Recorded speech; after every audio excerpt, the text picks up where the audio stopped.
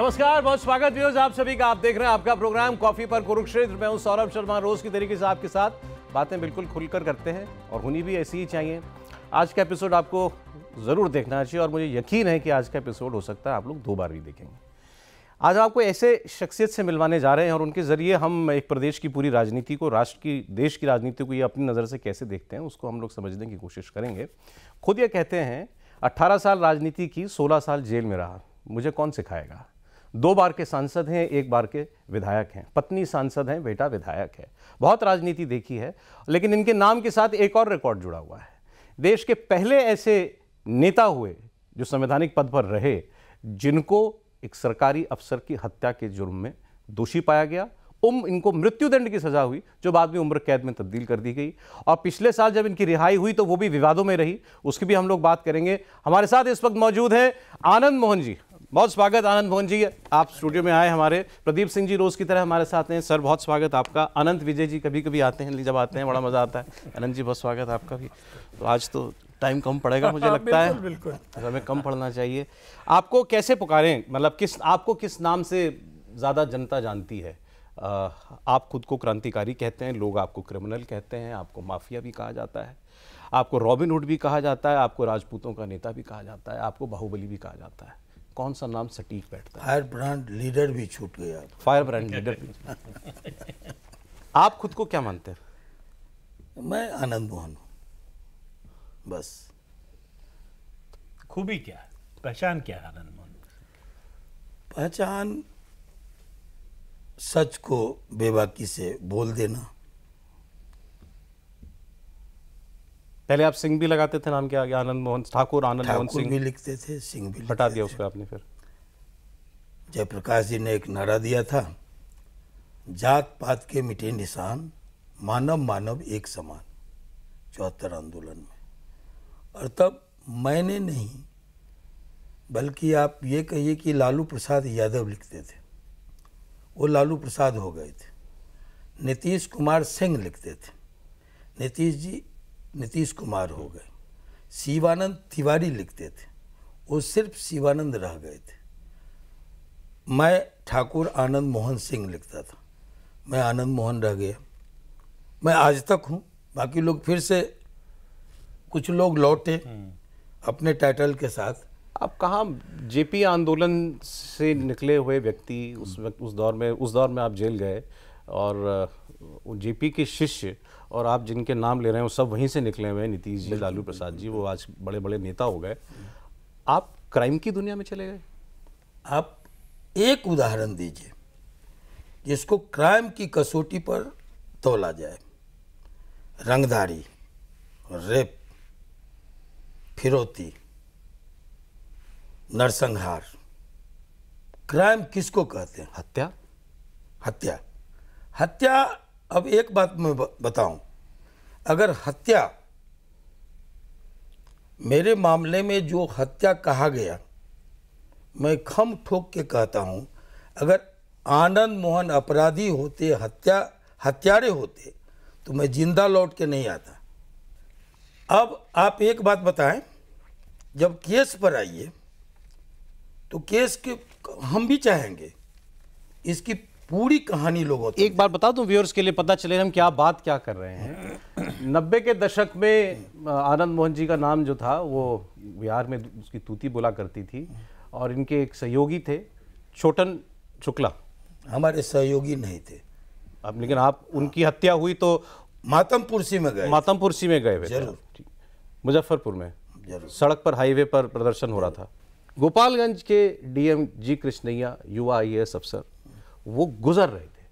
उनका इस पूरे मामले से कोई लेना देना नहीं था। प्रदर्शन कर रही भीड़ ने उनको रोक लिया और उनको पीट पीट कर मार डाला। उनकी हत्या का इल्ज़ाम आप पर लगा, उस भीड़ को उकसाने का इल्ज़ाम आप पर लगा। निचली अदालत ने आपको मृत्युदंड दिया। आप सुप्रीम कोर्ट तक गए, सुप्रीम कोर्ट ने आपकी सज़ा को उम्र कैद मान लिया।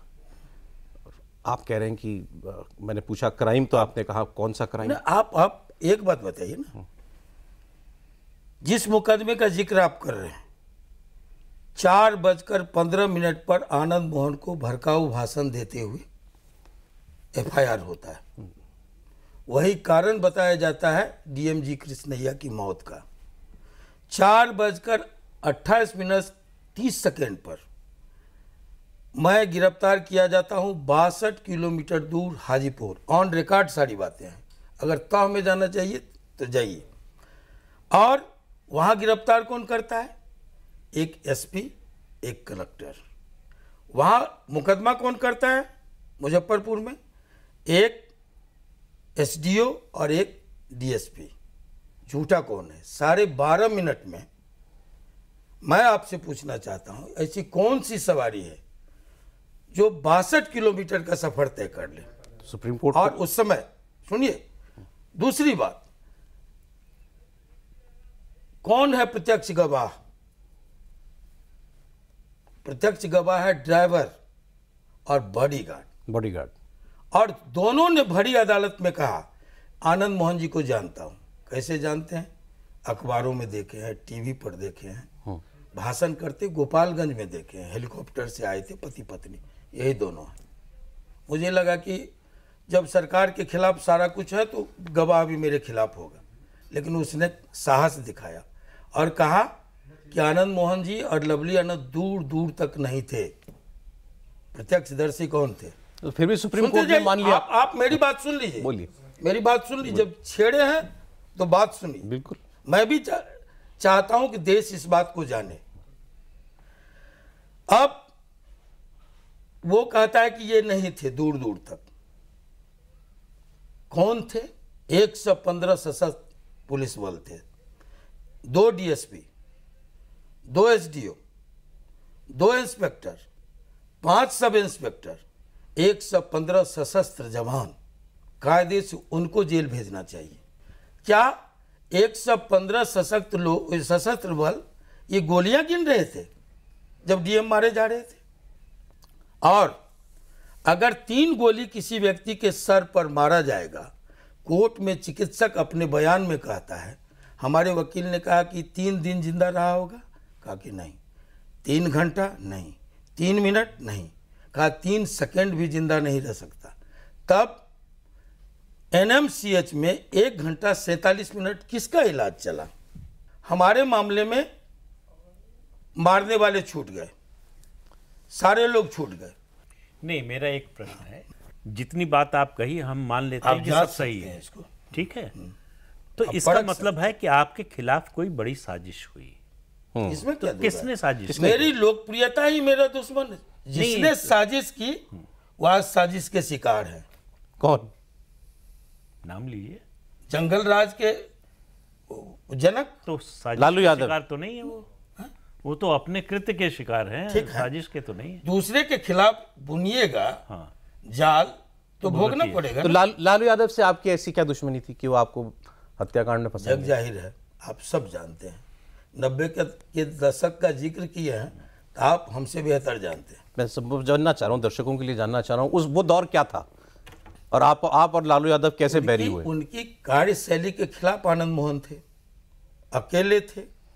उस समय अपोजिशन का मतलब होता था लालू जी के राज में आनंद मोहन, दूर दूर तक दूसरे कोई 90s में। बिल्कुल 90 के ये जातीय संघर्ष था? कोई आप ठाकुर, वो यादव? देखिए, जातीय संघर्ष लोग बनाना चाहते थे,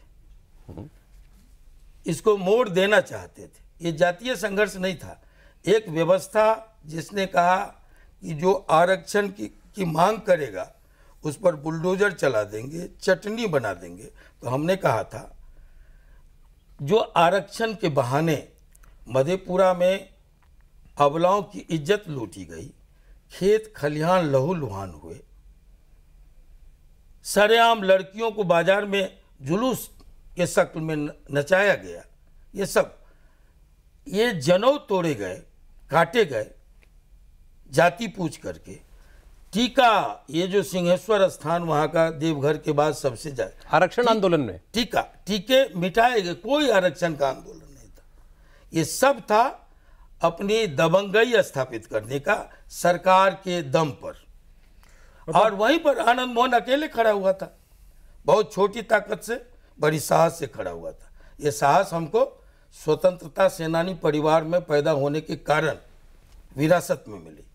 तो क्या आप कह 7 रहे हैं कि समंदर पार जिसका अंग्रेज का जहाँ सूर्यास्त नहीं होता था उसके खिलाफ हमारे पुरखों ने लड़ाई लड़ी, तो हम भी लड़ सकते थे, हम लड़के दिखाए। आप कह रहे हैं आप लालू प्रसाद यादव के राजनीतिक वर्चस्व को चुनौती दे रहे थे, बिल्कुल उनके लिए खतरा बन रहे थे, ये मतलब राजनीतिक रूप से जानने वाले लोग जानते हैं। दरअसल इनमें और पप्पू यादव में झंझट था सर। नहीं, कोई नहीं, पप्पू यादव दूर दूर तक नहीं थे। सुनिए, जो मधेपुरा वाली बात कह पप्पू रहे यादव के पहले भी कोई अन्य लोग लाए गए थे। जो आरक्षण पप्पू यादव आपसे छोटे भी रहे होंगे, 12 साल। 12 साल पप्पू यादव पर आते हैं आप 74 में मंडल कमीशन के बाद आप में और पप्पू यादव में तनातनी हुई मंडल ना। कमीशन के पहले भी आनंद मोहन थे, आप लोग मंडल कमीशन से शुरू करते। फेमस तो तभी हुए आप। सुनिए, नहीं 77 में भी हम पर शूट वारंट निकला था। शूट वारंट 74 में बिल्कुल शूट एट साइड, नहीं, बिल्कुल। पर जहाँ ये 74 आंदोलन में भी थाना जलाने का हम पर आरोप था। त्रिवेणी में थाना जलाने का आरोप है फिर, है ना? उस समय भी हम पर, तो ये जो जिस बात की आप चर्चा करते हैं, है ना, ये हमारी शुरुआत 74 आंदोलन से है, और हम चर्चित उन दिनों भी थे, काफी चर्चित थे। जो लोग जानते हैं, जो 2, 4, 5 लोग छात्र आंदोलन में चर्चित थे, उसमें आनंद मोहन भी एक थे। जॉर्ज फर्नांडिस के बाद जॉर्ज साहब जेल से एमपी बन गए, मेरी उम्र नहीं थी, और 3 लोग रह गए थे जिन पर हिंसा का चार्ज लगाया गया था, लक्ष्मण झा, लोपोहो और आनंद मोहन, जो मोरारजी देसाई की सरकार बनने के बाद छूटे। तो क्या पर ये जो फेमस हुए ना, जहां तक मुझे याद पड़ता है, पत्रिकाओं में डबल स्प्रेड इनका, यही वाइट शर्ट पैंट, पीछे 2 गनमैन लेके खड़े, और वो फोटो खूब चर्चित हुआ। माया में अगर आपको याद हो तो इनकी तस्वीरें छपा करती, गनमैन अभी भी रखते हैं तो 15-16 गनमैन पीछे खड़े बंदूक लिए हुए, 15-16, हाँ, और आनंद मोहन यूं करके बैठे हैं, मतलब एक रंगबाजी थी इनकी। नहीं तो वो क्या था, वो तेवर क्या था 15 ये इतना गनमैन रखने का? देखिए, किताब और बंदूक क्रांति के 2 बाजू हैं। माओ से तुमने कहा, मैं बोलने ही वाला थे, तो माओवादी कहते हैं। तुमने कहा कि ताकत बंदूक की नली से निकलती है, लेकिन डेमोक्रेसी में तो नहीं निकलती। ठीक है, डेमोक्रेसी में नहीं निकलती है, सही बात है। इसलिए तो डेमोक्रेटिक सेटअप को हम लोग ने ये सब एक्सेप्ट किया। अच्छा, एक बात बताइए, आपने इस विचारधारा में विचार करते थे, वो अगर आगे सत्ता प्रायोजित गुंडों के द्वारा एक व्यक्ति को मारने की साजिश होगी, तो सुरक्षा में बंदूक लोग उठाएंगे। आपने खुद भी बंदूक उठाई होगी? मैं बंदूक उठाया तब जब एमएलए था, जिसका पूरा परिवार अहिंसक हो। गांधी जहां गया हो, एक अहिंसक परिवार, कहते हैं कि चींटी को भी आप जब खदेड़ के दीवार तक ले जाएंगे तो वहां से पलटवार करती है अपनी सीमित ताकत से। मैं वो पूछ रहा हूं, आपने गन उठाई, आप कह रहे हैं? मैंने बिल्कुल, कहाँ हम कह रहे नहीं। गन उठाई तो चलाई भी होगी। अब हमको कोई मारने आएगा तो चलाएंगे, जैसे आप कह रहे हैं। हम पर क्या आरोप है? मैं मातमपुरसी में किसी समर्थक के यहाँ गया था, जिसको आप जिस बात की बात कर रहे हैं ना, एक डीएम की हत्या, 94, एक डीएम की हत्या पर बड़ी चिल्पो मचा। 5 निर्दोष मारे गए। किसी अखबार वाले ने पूछा वो केस कहाँ गुम है। मैं आपसे आंख में आंख डाल के पूछना, जिसकी मातमपुरसी में आप गए थे, उनकी जिसकी मातमपुरसी में, जिसको पुलिस ने सरेआम मुजफ्फरपुर में, सरेआम मुजफ्फरपुर शहर में मारा, पुलिस वर्दी में, जिसकी मातमपुरसी में हम गए तो वो केस कहाँ है? क्यों नहीं किसी को सजा हुई? वो कौन लोग थे मारने वाले? कहाँ फाइल गुम हो गई? इसका जवाब आपके माध्यम से मैं पूछना चाहता, पूरी न्याय व्यवस्था पर। ये 5 लोगों की मौत, और ये जो चिल्पो मचा कि आनंद मोहन को कानून में परिवर्तन लाके, पिछले साल रूल बदला गया भाई। हाँ, रूल बदला गया। बिहार की कानून व्यवस्था में एक नियम था, अगर किसी ऑन ड्यूटी अफसर की हत्या की जाएगी तो उस व्यक्ति को आजीवन कारावास में छूट नहीं है।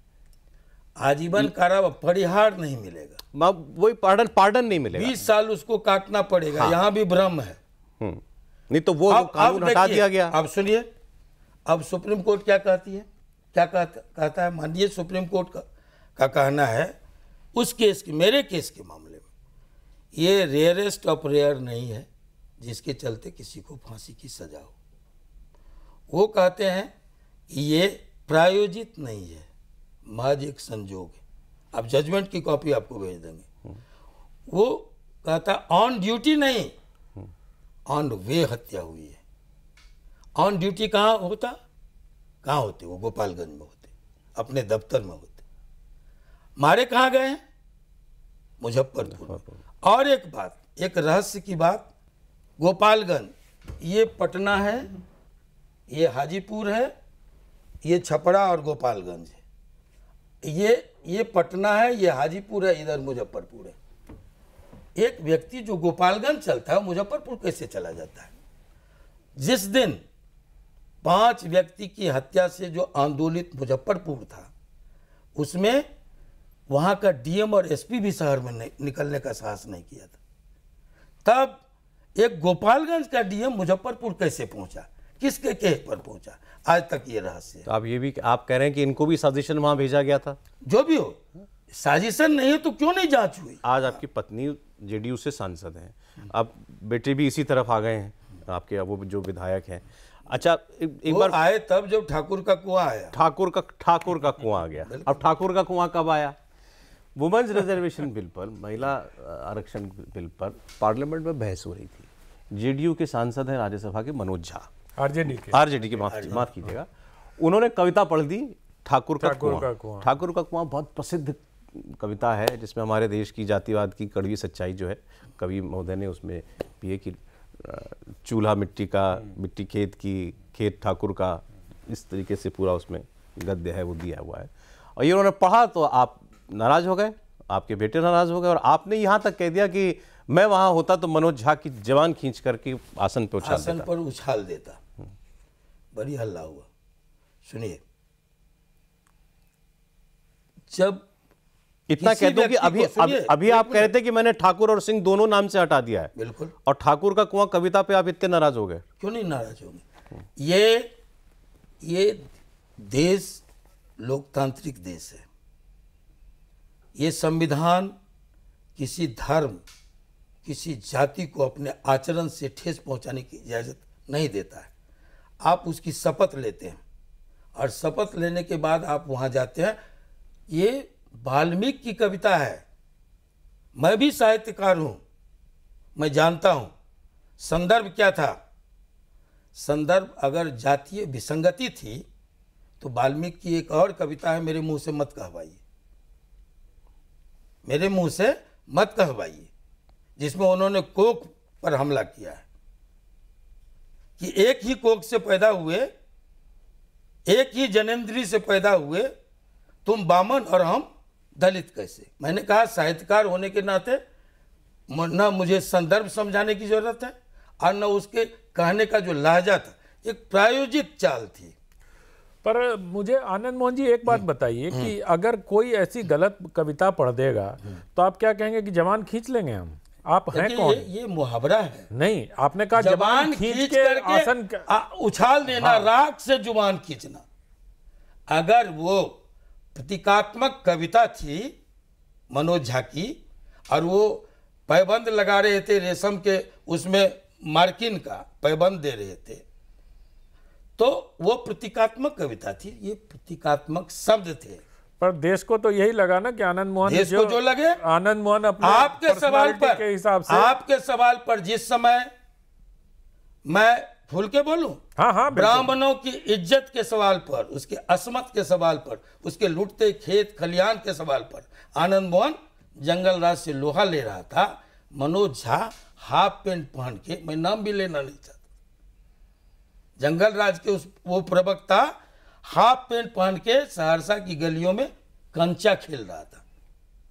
मैं उनके चाचा जी से लड़ रहा था, लेकिन वो उस समय मंत्री थे। वो कोई ब्राह्मणों के लिए थोड़ी बोल रहे थे आनंद मोहन जी, वो तो पिछड़ों को आरक्षण देने के लिए बोल रहे थे। ब्राह्मण के लिए वो कहां, और आप इसको आप ब्राह्मण पे ले गए। आरक्षण के सवाल पर आधी आबादी को आधा आरक्षण मिले, आनंद मोहन हाथ कटे, सर फटे, मार्शल आउट हुआ था 36 साल के बाद। आरक्षण के सवाल पर, महिला आरक्षण के सवाल पर लवली आनंद भगत सिंह के बाद, भगत सिंह ने बम फेंका था, लवली आनंद ने पर्चा फेंका था दर्शक दीर्घा से, वो एमएलए थी, पूर्व एमपी थी, पर्चाबाजी करते हुए कि महिला विरोधी सदन मुर्दाबाद, अरेस्ट हुई जी। आरक्षण हमको समझाएंगे लोग? उस आरक्षण के सवाल कोई नाखून कटा के क्रांतिकारी बन रहा है, ताकि ब्राह्मणों से कोई नाराजगी नहीं। काहे कर ली नाराजगी? नहीं, ये मंडल के समय बहुत उग्र हो गए थे जब मंडल लागू हुआ था। अब आप तो लोग, आनंद मोहन और पप्पू यादव 2 ध्रुव थे बिहार में। देखिए, कोई ध्रुव नहीं था, और ये चलते लालू यादव और आनंद मोहन ध्रुव थे। ये चलिए ठीक है। बीच में किस किस को वो लठेत बना के लाता रहा। अच्छा, तो ये सब कैसे? मेरे रास्ते अब तो पप्पू यादव आप तो हिमायती हैं उनके, इनके अब दोस्ती हो गई उनकी। देखिए, कोई दोस्ती नहीं, तब न कोई दुश्मनी थी। हम लड़ रहे थे लालू जी से, और पप्पू उसमें अरे बड़ैया का स्टैंड रहे ऑफ थे। मुझे याद है, जब मोहरा बड़ैया बन रहे थे पप्पू। अच्छा। बाद में जब उनको ज्ञान हुआ कि लालू जी हमको मोहरा बना रहे हैं, तो उनका तपरखा भी हुआ। एक जगह इन्होंने ये भी कहा है ना कि आनंद मोहन के दर्जनों शिष्य हैं, स्कूल बंद हो चुका है लेकिन गुरु आज भी हैं। बिल्कुल सही बात है। तो आपके शिष्य कहाँ कहाँ पे पहुँच गए? चाहे वो आप लोकसभा उठाइए वहाँ भी हैं, राज्यसभा उठाइए वहाँ भी हैं, राजस्थान जाइए वहाँ भी हैं, झारखंड जाइए वहाँ भी हैं, उत्तर प्रदेश आइए वहाँ भी हैं, बिहार की तो बात ही छोड़ दीजिए। जेपी के बाद आनंद मोहन ने राजनीति में एक नई पौध दी, सड़क से उठा उठा के लोगों को नेता बनाया, पहचान दी, और वही लोकप्रियता मेरा दुश्मन बना, जिसको आप कहते हैं हत्या के आरोप में। अच्छा, लेकिन देखिए लालू जी के, आपने उससे बिहार की राजनीति में क्या बदलाव आया बताइए। जैसे थी पहले बदलाव करके जंगल बताते राज- हैं। आप 16 साल हमको अंदर कर दिए, बदलाव करके बताते, हम तो उसी के लिए निकले थे। उस पौध का क्या योगदान है बिहार की राजनीति में? देखिए, वही योगदान है जो गांधी के बाद जो राजनीति में लोग आए। परिवर्तन तो देखिए, बदलाव तो समय का तकाजा जाए, बदलाव तो आप चाहिए नहीं चाहिए, स्वतः बदलाव होता रहेगा। जब कुछ लोग या घटनाएं या इस तरह की चीजें कैटलिस्ट बनती हैं, उस नहीं, बदलाव को तेज कर मुझे तो लगता है सर कि ये अपने परिवार के लिए कैटलिस्ट बने। इन्होंने अपनी पत्नी को सांसद बनाया, इन्होंने अपने बेटे को विधायक बनाया, बाकी पौध तैयार की होगी, पर बढ़ाया तो इन्होंने लवली जी को और चेतन को। क्यों? दर्जनों ऐसे लोग, नाम गिनाएंगे, आप बताइए। सुनिएगा, मुझे तो वीरेंद्र सिंह अत्री, नीरज कुमार बबलू, किशोर कुमार मुन्ना, अशोक सिंह, पंकज पासवान, ललन पासवान, कितने का नाम गिनाए? दर्जनों लोग बने। अगर लवली आनंद बन गए तो पेट में दर्द कैसा? लवली आनंद, देखिए, नहीं, परिवारवाद और संघर्षवाद की परिभाषा समझ लीजिए। परिवारवाद वो है जब व्यक्ति सत्ता में हो और अपने अकलोल बकलोल ढकलोल संतति को, संतान को थोप दे। किसके लिए कह रहे हैं? किसी के लिए। नहीं, आप देखिए, माने लगाते रहिए। नहीं, माने नहीं। हम एक बात कर रहे हैं, मेरी बात खत्म होने दीजिए। तेजस्वी के लिए कह रहे हैं आप? मेरी बात खत्म होने दीजिए। और लोग भी हैं, है ना? साफ साफ अब बोलिए सर। सुनिए, आप साफ साफ अर्थ लगाइए ना।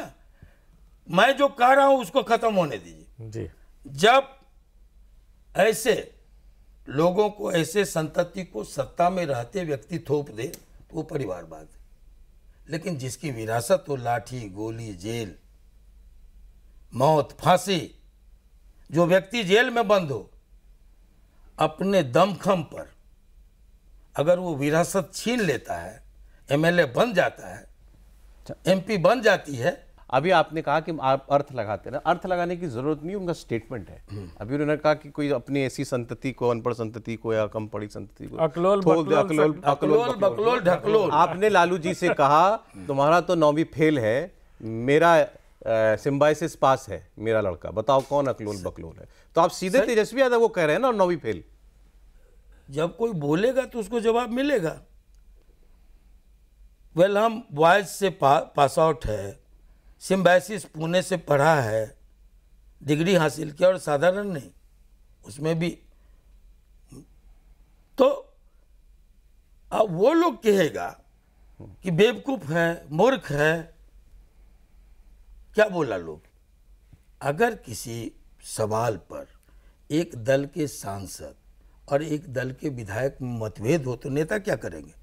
दोनों की राय जानेंगे, दोनों को बिठाएंगे, जानना चाहेंगे कि आखिर कारण क्या है, उनकी भावनाओं को समझेंगे कि एक तरफा फैसला सुना देंगे। और जब चेतन आनंद पर एक तरफा फैसला सुनाया गया तब आनंद मोहन बोले, खड़े हुए। मजेदार बात है, आप लालू जी के जंगल राज के खिलाफ लड़े, लालू जी के खिलाफ आपने कहा मैंने उनकी सत्ता को चुनौती दी, बेटा आपका लालू जी की पार्टी से विधायक बना। हमारे पास अप्रोच करता है जेल जाके, जेल जाके लालू जी, उनके जो लोग थे अभी हैं नहीं, लेकिन ये जगता बाबू हैं। आप पूछिए जगता बाबू से, आप पूछिए सुनील नहीं से नहीं, वो आपकी बात ठीक कि है। मेरा आवेदन था या उधर से आया था। आपके लड़के घर को से हम आवेदन आया था लड़ाएंगे। ये मान लिया, लेकिन जिसके खिलाफ लड़ रहे थे, अरे तो ये उसी के साथ एक कैसे बात हो जाएंगे? बताइए, हम लोग सोशलिस्ट लोग हैं ना। आपने कभी सुना है कि हम दक्षिणपंथी किसी पार्टी में गए? हम जा सकते हैं, हम लोग एक साथ शुरू हुए हैं, मतांतर हो सकता है, जेपी आंदोलन से हम लोग शुरू हुए। सोशलिस्ट बैकग्राउंड हम सबका है, हम नीतीश जी के साथ जा सकते हैं। अगर नीतीश जी नहीं पूछेंगे लालू यादव के साथ जा सकते हैं। राजनीति राजस्थान का थोड़े है ठाकुरों का, एक पुष्ट मारा तो दूसरा पुष्ट बदला लो। नहीं नहीं, लालू यादव के जंगल राज के खिलाफ लड़ेंगे भी और उनसे हाथ भी मिलाएंगे, तब वही जरूरत थी। तो अब वो लालू जरूरत नहीं रह गई। लालू यादव प्रदीप जी उस समय, जिस समय चेतन आनंद विधायक बने, सत्ता में थे क्या? इससे क्या उनकी सोच बदल गई क्या? उनकी राजनीति सोच नहीं बदली तो छोड़े ना, सोच नहीं बदली तो ठाकुर के सवाल पर हम लोग छोड़े कि नहीं छोड़े? इसी में एक सप्लीमेंट्री क्वेश्चन लगा जब कहा कि A to Z की पार्टी है, बोले थे कि नहीं? बोले है कि नहीं? हाँ बोले थे। और आज जब ठाकुर का कुआं के सवाल पर नंगा हो गए तो हम लोगों ने छोड़ दिया, इसमें तो कोई चेंज नहीं आया। अरे आप लालू जी के घर गए थे लवली जी के साथ टिकट मांगने के लिए, खबरें छपी कि उन्होंने दरवाजा नहीं खोला पिछले साल। ऐसे ही आप लोग देखिए, हिंदुस्तान में कोई व्यक्ति चाहे वो सत्ता के किसी शिखर पर हो, जिससे आनंद मोहन समय मांगेगा और उसको समय नहीं मिलेगा, वो तो लालू जी है। हम लोग को राजधानी पकड़नी थी, समय कोई काम था नहीं। वो आए थे कहाँ से? सिंगापुर से। हम लोग गए थे उनको मिजाजपुर से क्या? हाँ बस, और कोई काम रहता और नहीं मिलते थे अलग बात थी। उन्होंने कहा कि सर आपका समय लिखा हुआ है 5:30 बजे। हम लोग देखे कि अब यहाँ से राजेंद्र नगर जाने में गाड़ी छूट जाएगी, हम लोग चल दिए। यही तो कहानी है। अच्छा। अब उसको नून तेल मसाला लगा के, इसीलिए तो हम लालू यादव ने मिलने का समय नहीं दिया, गाड़ी लौटा दी। लेकिन अच्छा, फिर आप मैं आपको फिर कह रहा हूँ, आनंद मोहन समय मांगेंगे। बिहार की कोई बड़ी से बड़ी हस्ती नहीं है जो समय नहीं दे। रेड कारपेट बिछा के लालू यादव के 2 मिनिस्टर गए थे एयरपोर्ट आनंद मोहन और लवली आनंद को लाने के लिए। कब? 95 में, 98 में। अच्छा, जब हमारा समझौता हुआ था। अच्छा। 98 में जब हम लोग जीते थे दूसरी बार शिवहर, 2 मिनिस्टर गए थे। लेकिन ये बात तो सही है ना कि लवली जी, ये सब बात, ये छोटी छोटी अच्छी बातें, मैं जो छपा मैंने पूछा, ये बात सही है कि लवली जी और आप चाहते थे कि वो चुनाव आरजेडी से लड़ें, टिकट नहीं हुआ, लालू जी से बात नहीं बनी, तब आप नीतीश कुमार जी के पास गए मिलने के लिए और जेडीयू से टिकट मिला, फिर वो लड़ी। अब आपको जो कयास लगाना हो लगाइए। इसी सब के लिए तो हम जो है बस यही तो झेलते रहे। ये जो आनंद मोहन तल्ख हो गया, ये बस ये वार पर वार, जुल्म पर जुल्म, ये जुल्म है। तो शुक्र बनाइए गनमैन नहीं है इनके। आज गनमैन नहीं, बाहर खड़ा है। बिहार जरा सा हमने समझ लिया, लेकिन एक स्टेटमेंट मेरी आंख में भी पड़ गया ये रिसर्च में। आपने आरजेडी के लिए ये भी कहा है कि आरजेडी पार्टी नहीं है, गिरोह है, जैसे डाकू मंगल सिंह गिरोह, फूलन देवी गिरोह। बिल्कुल बिल्कुल। आज आप मानते हैं गिरोह है वो? ये देखिए, यहाँ पार्टियां कम चल रही है, पार्टियों के नाम पर गिरोह ज्यादा चल रहे हैं। ये भारतीय लोकतंत्र का दुर्भाग्य है कि पार्टियों के नाम पर गिरोह चल रहा है। उसी में एक गिरोह है, पार्टी बनने ही नहीं देना है उसको। आरजेडी को ये लोग पार्टी, अभी बिहार यात्रा चल रहा है ना, तेजस्वी जी की जितनी बार ये लोग यात्रा पर निकलेंगे, इनके अराजक तत्व उतना ही हंगामा करेगा, रिजल्ट होगा हरियाणा की तरफ। अच्छा, आप तेजस्वी के बारे में क्या सोचते हैं? हम कुछ नहीं सोचते, कैसा नेता मानते सोचने का फुर्सत ही नहीं है। कैसा नेता मानते हैं? अब चलिए, वो किसी के बेटा होंगे, नेता नहीं। इतने साल से देख रहे हैं, इतने दशकों से देख रहे हैं बिहार की राजनीति को, आपको लगता है, आपने कहा कि पार्टियां नहीं गिरोह हैं, तो बिहार के लोग ऊब गए हैं, विकल्प चाहते हैं कोई कि इन पार्टियों से अलग कुछ हो? विकल्प तो एक आ रहा है। हाँ, इसीलिए पूछा। कौन नहीं, लेकिन आपने इनकी बात पे ध्यान नहीं दिया। इन्होंने कहा सारी पार्टियां गिरोह हैं। नहीं, वही तो कह रहे हैं, सारी पार्टियां नहीं के, ये तो अभी नहीं, पार्टियां गिरोह के रूप में। मेरे मुंह में नहीं ठूस दीजिए। विकल्प कौन आ रहा है? विकल्प कौन आ रहा है? प्रशांत किशोर के पास जा रहे हैं क्या? प्रशांत किशोर। अब जो ये जो सज्जन निकले हैं पीके, इनको संघर्ष कहाँ है? इतनी पदयात्रा करी, ये संघर्ष है। आपको मैं जो कह रहा हूं, आप सुन लीजिए।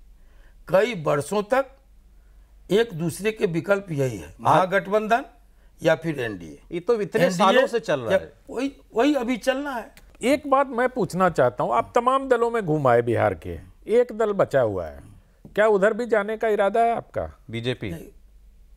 किस दल में आनंद मोहन घुमाया? मतलब आप तो अपना दल भी बना लिए, आपके परिवार के लोग आरजेडी भी चले गए, लवली जी जेडीयू की सांसद ही हैं। आप क्या मानते हैं कि लवली आनंद की कोई स्वतंत्र सत्ता नहीं? इसलिए मैंने कहा क्यों औरत को इतना जो ना, मैं तो कह रहा हूं आपको, अगर आपके मैं कहाँ गया, आपके संघर्ष को अगर जेल में रहते हुए किसी ने जिंदा रखा तो लवली जी हैं, ये तो आप भी मान लेंगे, क्योंकि उन्होंने किया, अपने क्षेत्र को संभाला, वैशाली जीती, शिवहर जीती, बाल बच्चे को पढ़ाया, आप जेल में रहे, ठीक है। उनके संघर्ष को हम डिमीन नहीं कर रहे हैं, बावजूद इसके एक परिवार से अगर अलग अलग दलों में लोग रहेंगे तो मेरे मन में एक जिज्ञासा, अलग अलग दलों में है लोग भाई। आप अभी तो है ही ना। सुचिता कृपलानी, आचार्य जेबी कृपलानी नहीं है। आप हम कहीं रहेंगे, पत्नी कहीं रहेंगे। आप एक बात सुन लीजिए, हम जहाँ रहेंगे संपूर्ण परिवार एक ही जगह रहेंगे। तो आप तीनों लोग अभी जेडीयू और हमारी सोच समाजवादी सोच है, हम इसी इर्द गिर्द में रहेंगे। ये पूछ रहे हैं कि बीजेपी में आप कभी बीजेपी का रुख भी कर सकते हैं? कह तो दिया, समाजवादी है, उसी के इर्द गिर्द रहेंगे। तो समाजवादी दक्षिण पंथी तरफ नहीं जाएंगे। आज भी तो बीजेपी साथी है जेडीयू के। अच्छा, एक बात बताइए, बीजेपी क्यों कभी उस स्तर पर नंबर 1 पार्टी अभी तक नहीं बन पाई? इतने वर्षों से है, सब कुछ ये सवाल आप उनसे पूछिए। हम तो पूछते ही, आप अरे आप ऑब्जर्वर हैं बिहार के, कमेंट कर रहे हैं ना हर चीज पर, मैं इसलिए पूछ रहा हूँ। देखिए, मैं बिहार पीपुल्स पार्टी पौने 2 साल चलाया और लड़ा 324 सीटों पर। उड़ीसा के बॉर्डर से उत्तर प्रदेश का बॉर्डर, नेपाल के बॉर्डर से बंगाल का बॉर्डर, इतने बड़े भूभाग में बड़ी दमखम से, ये अगर IAS IPS प्रेस्टीज नहीं बनाता, हमको घेराबंदी नहीं करता, तो बात दूसरी थी। और आज अगर 16 वर्षों तक आनंद मोहन जेल में नहीं रहते, जिस बदलाव की प्रदीप भाई ने बात की कि बदलाव कहाँ हुआ, तो बदलाव तो हम थे कहाँ। ठीक है, मैं आपको पूरे विश्वास के साथ कहता हूँ कि जो विचारधारा, जिस विचारधारा को लेकर हम मानते हैं, वही इलाज है। मैं सवाल बीजेपी पे जो था। गांधी लोहिया जयप्रकाश का विचार है ना, ये पूरे विश्व की बात मैं कर रहा हूं। ये विचारों के 2 ही ध्रुव हैं, एक है मार्क्स, एक है गांधी। गांधी से हारे थके मोह भंग लोग कि अहिंसा से कुछ नहीं होने वाला है, भाग के मार्क्स के पास जाएंगे। और मार्क्स से थके हारे लोग लौटेंगे कि हिंसा और बंदूक से कुछ नहीं होगा, तो गांधी के पास है। बीच में कोई नहीं है।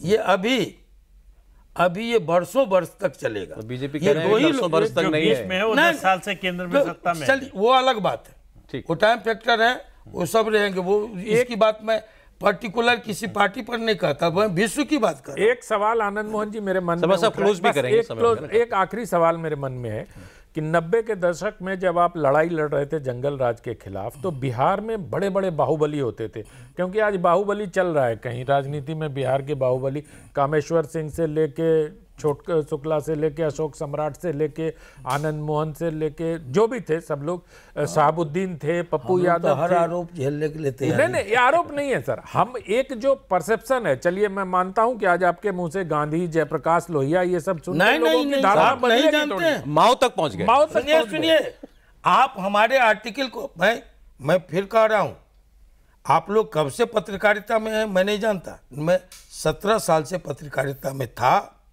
मेरे लिखे आर्टिकल पर हॉकर्स की गिरफ्तारी हुई, हमारे पेपर को लोग सीज करते थे, और मैं अभिव्यक्ति की आज़ादी, जब इस देश में सेंसरशिप लगा, जब न्यायपालिका पर पहरा बिठाया गया, तब आनंद मोहन जेल गए। बड़ा भारी पॉलिटिशियन भी हैं भाई। सवाल हम नहीं, पूछ नहीं, रहे थे, कुछ लेके चले गए। आप अपना सवाल कीजिए, फिर क्लोज करते हैं। मेरा सवाल ये है कि वो जो दौर था बिहार में बाहुबलियों का, क्या आपकी नज़र में, आप इतने ऑब्जर्व कर रहे हैं बिहार को, क्या बाहुबलियों का दौर फिर लौटेगा बिहार में? Yes, yes. ये जानना चाहता हूँ। मुन्ना शुक्ला को अभी सजा हुई। ये देखिए, मैं दूसरी बात कह रहा हूँ, आप हमसे ये सवाल क्यों करते हैं? क्योंकि आप पॉलिटिकल ऑब्जर्वर नहीं, हैं। सुनिए, मैं एक बात कह दूं कि जिसके विचारों में दम होगा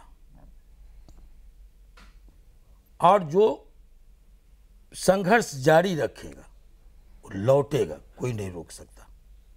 या जिसकी बंदूक में दम होगा वो लौटेगा। बंदूक अब कहाँ आप तो सारे लोग ये तो कह ही सुनिए, चुके हैं, विचार लवली आनंद बंदूक चुनाव लड़ रही थी। नहीं नहीं नहीं, सुनो, आपकी बात लवली नहीं हो आनंद रही। चुनाव लड़ रही इनका थी, सवाल पूरे दूसरा। देश की, पूरे देश की नजर थी, मैं उसी का जवाब दे रहा हूँ। पूरे देश की नजर थी कि आनंद मोहन चुनाव लड़ रहे हैं शिवहर, सारा मीडिया पहुंचा हुआ था। एक थप्पड़ चला क्या?